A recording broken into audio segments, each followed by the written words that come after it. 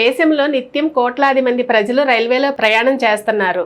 అందుకని మన భారత రైల్వేకు ఈ సంవత్సరము 172 సంవత్సరాలు పూర్తయినాయి. 1853వ సంవత్సరము ఏప్రిల్ 16వ తారీఖున మొట్టమొదటిసారిగా ప్యాసింజర్ రైలును ఏర్పాటు చేశారు. ఈ ప్యాసింజర్ రైలు అనేది మొట్టమొదటిసారిగా ఎక్కడి నుంచి ఎక్కడి వరకు ప్రయాణం చేసింది అనేసనంటే ముంబై నుంచి తానే వరకు ప్రయాణం చేసింది. మొత్తం ఎన్ని కిలోమీటర్లు అనేసంటే 34 కిలోమీటర్లు. ఎంత సమయం పట్టిందంటే 1 గంట 15 నిమిషాల సమయంలో 34 కిలోమీటర్ల ప్రయాణం చేసింది. 1853 ఏప్రిల్ 16వ తారీఖున ఈ ప్యాసింజర్ రైలు 14 కోచులతో కూడి ఉంది. ఈ 14 కోచుల్లో మొత్తం ఎంతమంది ప్రయాణం చేశారు అనేసనంటే 400 మంది ప్రయాణికులు ప్రయాణం చేశారు.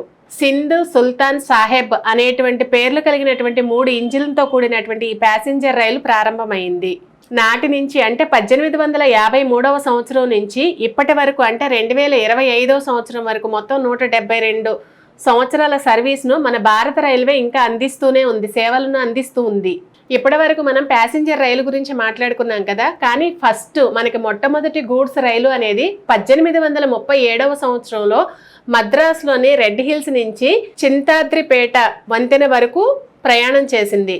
ఈ గూడ్స్ రైలును ఎందుకు ఉపయోగించారు అనేసనంటే మద్రాసులో రోడ్లు వేసేటప్పుడు ఆ రోడ్లకు సంబంధించినటువంటి మెటీరియల్ ఉంటుంది కదా, ఆ మెటీరియల్ను రవాణా చేయటం కోసం ఈ గూడ్స్ రైలును ఉపయోగించారు. ఇక్కడ మనకు గుర్తుపెట్టుకుంటే 1837వ సంవత్సరంలో మొట్టమొదటి గూడ్స్ రైలు ప్రయాణం చేసింది.